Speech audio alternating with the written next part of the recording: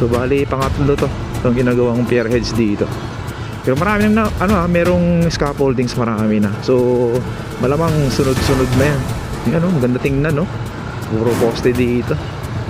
So ito palang NSCR project ay may haba to na 147 kilometers mula Clark hanggang Laguna. Yan makapansin nyo dito na maliwalas na. Wala na tong station ng Espanya. Ito mayroon na siyang mayroon na palang dyan, tawag doon, drainage. Inaayos na. Kaya pala nagbukay sila ng nakaraan dito. Mayroon palang drainage na yan ginagawa.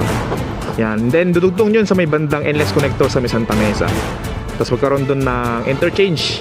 So ngayon dito naman sa may left side, nandyan yung right of way din ng NSCR. Yan mayroon na siyang mga crane. Yan, magkaroon din to ng mga viaduct sa may ilog din. Pagkakalam ko, balance cantilever yung lalagay dyan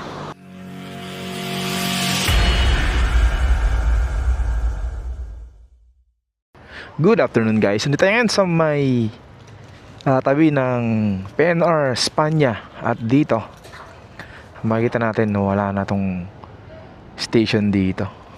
Totally demolish na mga kaibigan. Yan cleared na dito. Patag na rin dito sa loob niya yung mga bato nung nakaraan nung dumaan tayo dito. Last update natin, may mga bundok pa dito ng mga bato Ngayon patag na siya mga kaibigan.